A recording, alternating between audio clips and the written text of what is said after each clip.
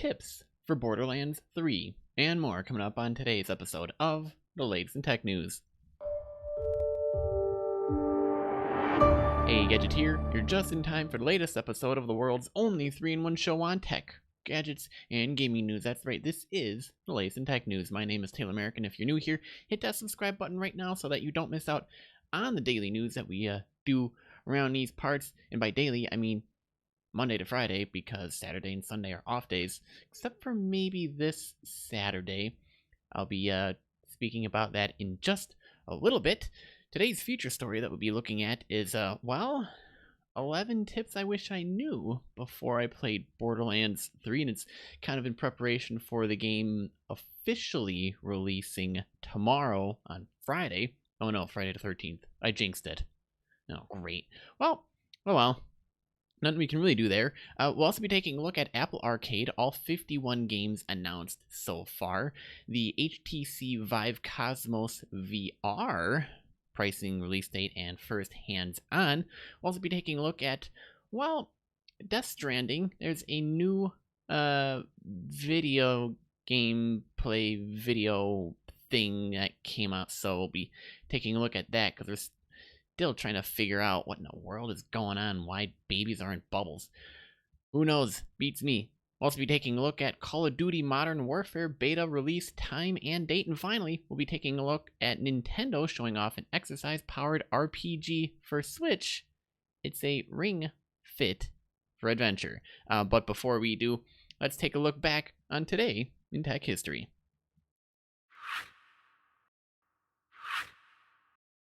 Alright, today is September 12th, 2019. On this day in history, in 1958, researcher Jack Kilby demonstrates the first integrated circuit to other researchers and executives at Texas Instruments.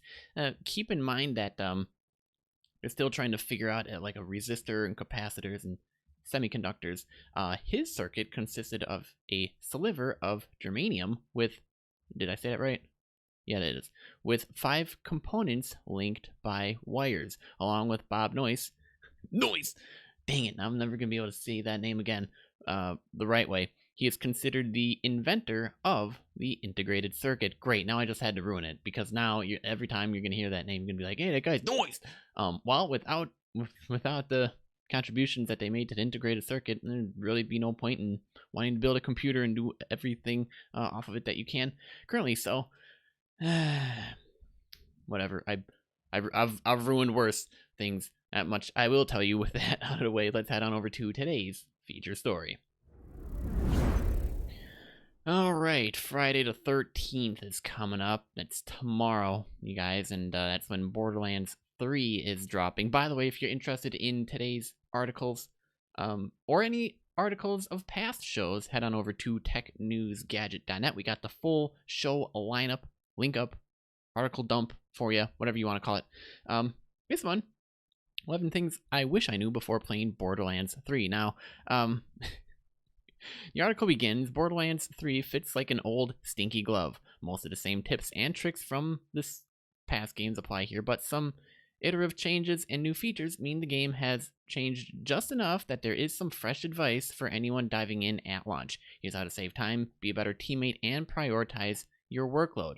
Tip number 1, you can fast travel to your vehicle. Borderlands 3 is fairly general with fast travel, allowing players to teleport to designated nodes in each area from anywhere at any time, but you can also fast travel to your vehicle from anywhere, something that's easy to miss in the tutorials, because I don't believe they cover it. With this in mind, once you reach the end of a shooting corridor as part of a side mission and don't want to keep exploring the zone, don't trudge all the way back to your vehicle, fast travel to it.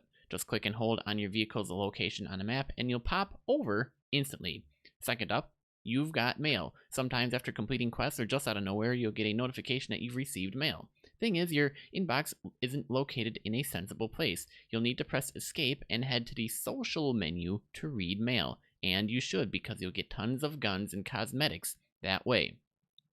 Third up, prioritize backpack SDU purchases. Now, the best feature of Borderlands, the loot, can also be its most frustrating. There's an abundance of cool guns and gear, and that's easy for the backpack to fill up really quick. Cut down on trips to vendors to sell off by those extra items by prioritizing backpack SDU purchases on your Sanctuary ship. Bank space and lost loot space are good secondary options if you're having a hard time really letting go. Next tip, purchase the first tier ammo space SDUs too. That way you don't run out of ammo every few minutes in the first hours playing Borderlands 3, and well, otherwise you're just gonna have a really sucky time doing it. Luckily, it's not a huge problem once you skill up and upgrade the first tier or two of ammo reserves at Marcus's shop on Sanctuary. Next up, side quests will match your level when you finish the campaign. So in case you're wondering, don't feel the need to clean up with every side quest before you leave a zone. Save them for long enough and they'll match your skill level once you finish the campaign and will continue to level up with you.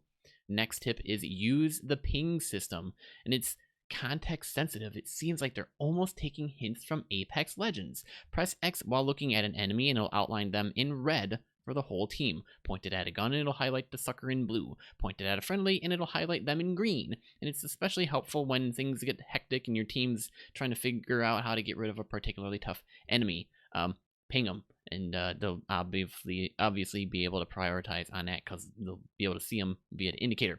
Next up, dueling is back. Press the emote button, which is Z by default, to propose a duel. It's a cute feature for settling bets or for just screwing around, kind of like what you would do in World of Warcraft, is you go outside a city and you duel. But if you just want to shame your friends until they catch up to your level, you could do that as well. Next up, equipping gun ornaments and skins is more difficult than it really should be. It's kind of frustrating. Don't recall seeing a tutorial when you received your first gun skin. Same goes for your first ornament. Turns out, here's how you do it. You equip each cosmetic in a completely different place. For ornaments, just look at the empty nodule to the left of your equipped weapons in the inventory screen. Click it and equip some little doodads. For weapon skins, highlight a skin and press E to inspect it. From there, you can press X to equip a weapon skin. I don't know why it's so convoluted, but there it is. Also, don't get too attached to specific guns or gear. You know how it goes. You kind of have the same problem in Destiny as well. A few hours will pass, no new guns, shields, grenades, you find really click. They do the job, but not really with the, oomph that you want. These big droughts are a little bit too common during the bulk of the first playthrough, but eventually a gun drops that you'll feel like you'll never be able to let go. For the author here, it happened with a legendary pistol that worked like a rapid-fire shotgun. But when you level up, it won't, and you'll have to let go of the good stuff eventually because it won't suffice against higher level enemies. Don't sweat it. Something good will be coming up. You can do this. You'll just have to survive a little bit without it. Also, the Iridium will flow, and be patient. Earl sells cool cosmetics on Sanctuary's bottom deck, but only takes Iridium, which is tough to come by in the early hours of playing, but don't sweat it. You'll be swimming into stuff after a specific juncture in the story that opens up a few avenues for collecting that ever so precious Iridium. Also, next up, once you're in the endgame, don't start True Vault Hunter mode immediately. You're better off working through the 3 levels of Mayhem mode. Each consecutive level beefs up enemy difficulty and rare loot drop rates with a couple of difficult, repeatable missions to play over and over. It's the best way to hit that level cap that you're looking for if you haven't hit it. Farm Guardian rank points and find cool legendary guns and gear. So thanks to James from PC Gamer for those tips. Those are 11 tips. So now with that, you should be prepared for Borderlands 3. And if you have any further questions, or you're wondering, or you're just too darn excited about the game to, keep it all to yourself, let us know down in the comment section if you're watching today's episode via YouTube. My thoughts, let's see if they actually improve. I don't know why they have to make certain things and features so frustrating.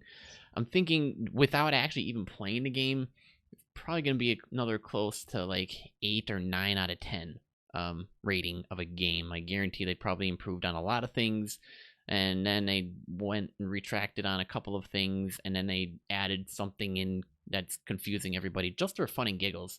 Hopefully the initial launch goes well. It is launching officially tomorrow, but don't jinx it. If you do already have it, enjoy, and good luck. All right, moving on to some Apple Arcade news. I remember earlier in the week we had covered Apple Arcade, the pricing and everything surrounding it. Well, finally we have 51 games that are announced so far. Prior to that, we just had a couple. So this is news. New news. No news is good news, and whatever. I'm trying to make a joke that's not working out, but yeah.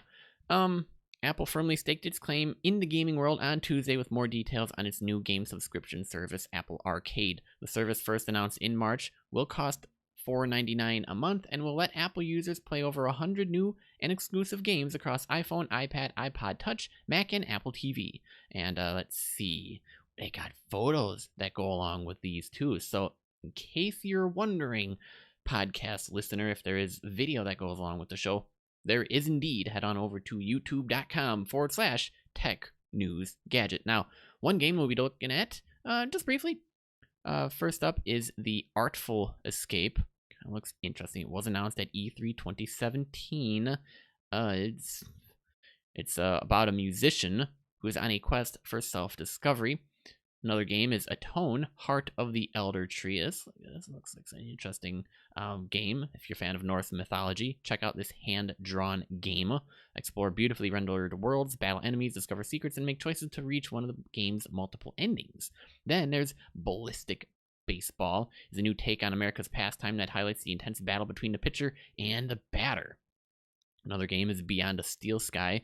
Looks really nice. It's a cyberpunk thriller game set 10 years after the events of Beneath a Steel Sky, a 1994 sci-fi point-and-click game. You'll play as the returning protagonist, Robert Foster. So, more details on that are obviously on this page. Then there's Box Project. Not any information full yet. It's just a picture of a cardboard box. That's it. No idea what else is Jack in the Box. Who knows? Also, we'll be looking at the Bradwell Conspiracy. It looks like a similar vibe to the first Bioshock and We Happy Few. Oh, man, I gotta change the setting here really quick. All right. So it's kind of interesting. It's a narrative-driven first-person experience. Next up is Cardpocalypse. I think Yu-Gi-Oh! From back in the day. There's also Choo Choo Rocket. A classic Sega game is back 2 decades later. There's also Doomsday Vault. It kind of looks like Wall-E. Down in Bermuda. Looks interesting. It looks like you'll play as an explorer with a large island to traverse. And you also have an adorable duck companion. There's also Earth Knight. It's a hand-painted 2D action game with dragons, and you're a 14-year-old photographer who has to save the world and navigate the dragon-infested skies. There's also Enchanted World, Enter the Construct, Exit the Gungeon, Fantasian, Frogger in Toy Town, which you probably saw if you watched the show. Super Frogger. Oh, boy. Anyways, Hitchhiker. Look kind of interesting. Then there's Hot Lava. Remember, Floor is Lava? Well, this game supports up to 8 players, so your whole family can run, jump, climb, surf, and ultimately try to stay off the lava ground. There's also Jenny Clue Detective, Kings of the Castle, Lego Art House, Lego Brawls, a 4v4 multiplayer, Lifelike, which is interesting, Little Orpheus, Monomals, Mr. Turtle, No Way Home, Oceanhorn 2, Knights of the Lost Realm. So in case you have been playing Monster of the Uncharted Sea, Oceanhorn 2 is the prequel to that game. So if you've already played that one already, you might see some places you're familiar with, but revamped. Obviously, this game has very much a Zelda-esque series feel with a hint of Kingdom Hearts. Then there's Overload, Pac-Man Party Royale, The Pathless Possessions, Projection First Light, Rayman Mini, Repair, Sayonara Wild Hearts, Shantae 5, Shantae and the Seven Sirens, Shinsekai Steep Sea, Skate City, Sneaky Sasquatch, Sonic Racing, of course, why not, Spider Sores, and picture-wise, all we have is 2 people shooting with a T-Rex behind them. That's all that they have information on. Steven Universe, Unleashed a Light, Super Impossible Road, Tawaga, Among Shadows, UFO on Tape, First Contact, Various Day Life, Where Cards Fall, Winding Worlds, Yaga, and that's it.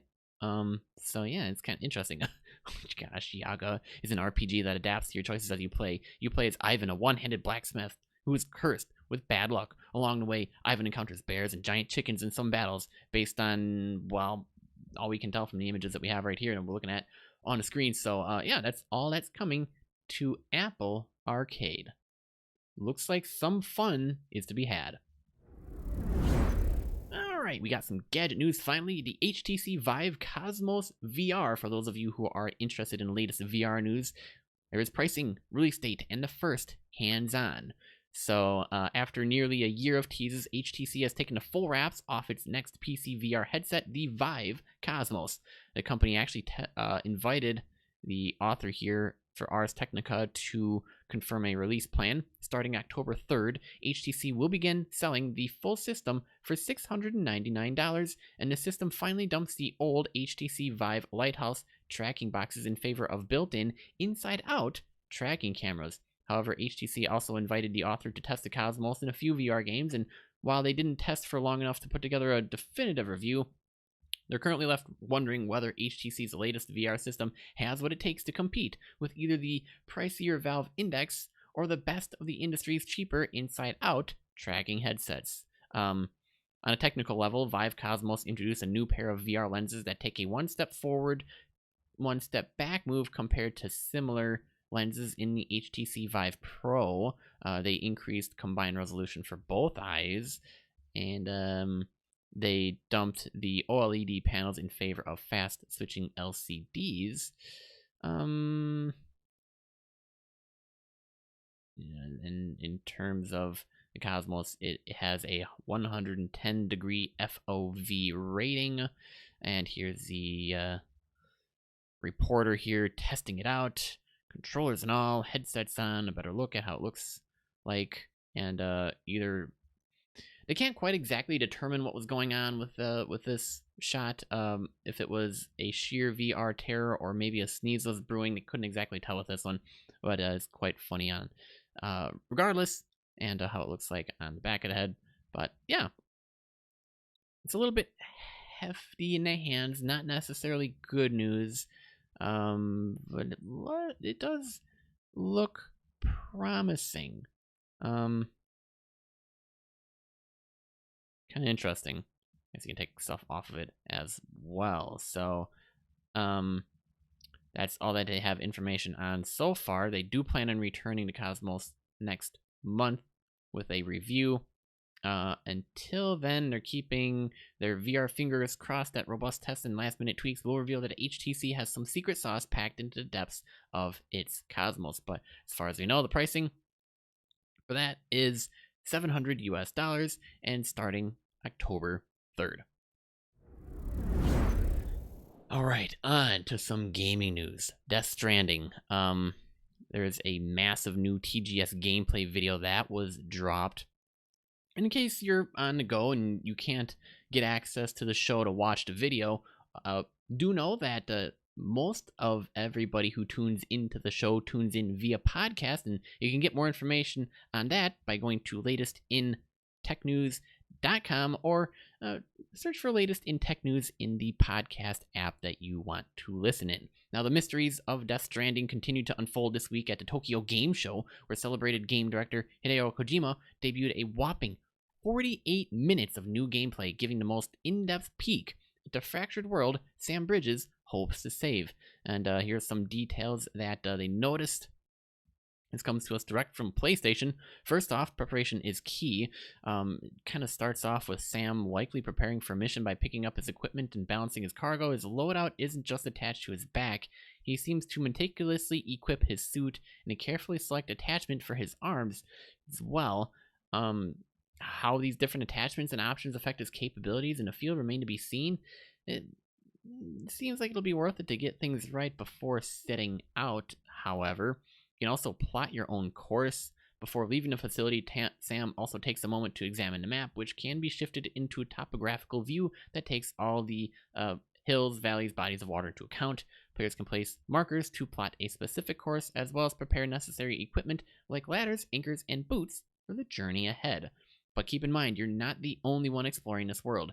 Pretty sure you won't be bumping into direct contact with other players in the world, but you may come across things that they've built or left behind. There are clear signs of other travelers like yourself using equipment to cross gaps and scale mountains, making you the benefactor of their generous intrepidness. Be sure to leave them a lake for their troubles. It's not yet known what this purpose serves, but at least they'll feel appreciated. Sorry about that. It's really choking me up there. I don't know why. Also, treat yourself. Given the responsibility placed on Sam's shoulders, both literally and figuratively. I mean, are you looking at the video right now? Look at how much this guy has on his back. Holy cow. Death Stranding encourages moments of tranquility and recuperation. We see Sam here taking some time to rest in the grass, with prompts for him to massage his shoulders, stretch his legs, or sneak in a quick nap. He'll stop to play a tune from a quest-driven harmonica or bathe in a recharging spring, prompting the BB to respond with appreciative coos and likes. Also, when you're on the move, you can move at different paces despite being loaded to the brim with cargo and equipment. Here, Sam has equipped an active skeleton that lets him run faster and farther. He also pulls off some rather epic jumps despite his massive pack of cargo.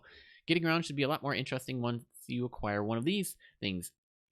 They're also using a mule truck here for a quick escape, and later on you can ride a motorcycle, illustrating that traversal in Death Stranding can take a variety of forms. In terms of lightening the load, you can also equip a floating carrier. It's a hovering pallet of sorts that Sam can pack cargo onto and be pulled alongside him as he walks.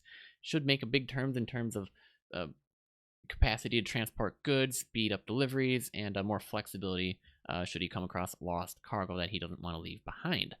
And in case you're wondering, yes, that floating carrier can carry you as well. You can hop on to zoom down from a high vantage point and stealthily approach a mule camp. Sort of speedy, convenient travel hints at multiple ways to approach a challenge, giving Sam a more efficient way of getting down beyond the rope and ladders that we've seen so far, but makes some meaningful connections as well. Keep in mind, you're not alone in Death Stranding. You'll meet a couple deliveries points and individuals, either to return lost cargo or approaching a larger facility where you're met with a hologram version of one of its residents. Upon delivery completion, each facility represented will greet Sam to thank him for his trouble and allowed him to add their base to a larger sprawling chiral network. It kind of seems like these forged connections are at the heart of his journey. But yeah, that's all we have. Anything stand out to you? Let us know in the comments, or tweet us on Twitter. We are at TechNewsGadget. It's going to be an interesting game for sure. Death Stranding launches on November 8th for the PS4. All right, Call of Duty players, we got some news for you, but you probably already know it, so it's probably irrelevant. But this is for those of you who aren't current or exactly paying attention because you're busy with other stuff. So Call of Duty Modern Warfare's beta starts today, and here's when you'll be able to start playing. It will be on every platform eventually. I'm just kidding. Modern Warfare, the latest new Call of Duty game, isn't set to arrive until later this year, but fans will have the chance to check out the game during its beta this month. The beta will eventually be available on all three platforms that the game will come out on, but the timing is kind of confusing. See what I mean? The Modern Warfare beta will first come to the PlayStation 4, where fans who have pre-ordered the game will have a chance to play it starting on September 12th at 1 p.m. Eastern. Then the beta will go into its open access period on the PS4 starting on September 14th, where anyone on the console can download and play the beta. This period will end on September 16th, when the beta will go down for a few days. Starting on September 19th to the 20th, the Modern Warfare beta will move to PC and Xbox One, where players on those platforms who pre-ordered the game will be able to play the beta. Meanwhile, all PS4 players will continue to be able to play the game for free. Finally, from September 21st to 23rd, players on all platforms will be able to access the beta, whether they have pre-ordered the game or not. But obviously, if you pre-ordered it, you probably have access to a little bit more as opposed to like the free downloaded beta. So here is their schedule. Quick lineup just in case your guys are like, well, what does it say again? So There you go. It's right there. I'm pointing at it right there. And finally, Nintendo shows off an exercise-powered RPG for the Switch.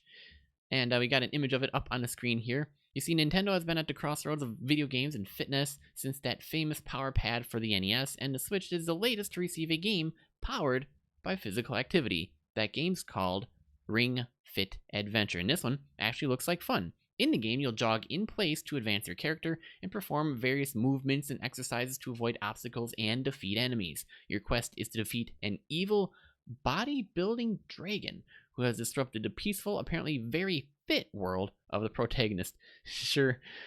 The game comes with a pair of accessories, a ring, leg strap, and each of which you slot a Joy-Con into. The two controllers work together to get a picture of your whole body movement, meaning it can be sure you're keeping your arms out in front of you when you do a squat and not phoning it during leg raises. Because, people have been caught doing that before, saying, I actually want to exercise. So yeah, they've been watching you guys and seeing how you play in this game. You won't be able to get your way out of this one. The ring itself is flexible and can tell how hard you're squeezing or pulling it, but don't worry, that can be calibrated for your strength level. Interestingly, the top button of the controller appears to be able to be used as a heart rate monitor. That kind of came out of left field, but it's kind of interesting. Just one more way Nintendo is making its hardware do some interesting new things, and here's a close-up look at it. There will be a ton of different movements you'll be required to do, focusing on different areas of the body. Upper, lower, core, and some sort of whole body ones inspired by some yoga positions. Ingeniously, some enemies are weak to one or another, and you'll need to use different ones for other scenarios, so you're getting a varied workout whether you like it or not. Meanwhile, your character levels up and unlocks new, more advanced moves as you go along. Think of a lunge instead of a squat, or adding an arm movement to a leg one. That can get you closer to the goal. There are also mini games and straight up workouts that you can select, which you can do at any time if you don't feel like playing the actual game and contribute to your character's level anyways. Now, the idea of gamifying fitness has been around for quite a while, and some titles like Wii Fit got pretty popular off of that notion. This one seems like the most in-depth actual game to use fitness as its main mechanic, and critically, it is simple and easy enough that even the most lazy among us can get in the session now and then at their own pace. If you're interested, Ring Fit Adventure will be available on October 18th. There's no pricing just yet, but you can probably expect it to be a little above a regular Switch game. And they do have a full-length video walkthrough of the game, but beware, the acting is a little bit off-putting. So if you don't want to be cringing about it, just wait another month, and then the game will come out, and you probably get a proper title release for it. But the video is listed here for you to view at your viewing pleasure, if you so desire. And with that, that wraps up this episode of the Lace and Tech News. Thanks for tuning in. New episodes every weekday, typically, except for tomorrow. I will not be doing a show on Friday, but this is what I will say. If you are interested, I will do a Saturday special. I will release an episode, yes, on Saturday, a Saturday special. So if you are interested in that, let me know in the comments or on Twitter at TechNewsGadget, and I'll be sure to keep that in consideration, because if I don't hear a lot of people telling me they want a Saturday special show, I won't do it. But if I do, I will. See how it works? Or I might just regardless. I don't know. But I'd rather prefer to hear from you, the audience, so let me know. This is a show where I'd like to interact with you guys, so let me know accordingly.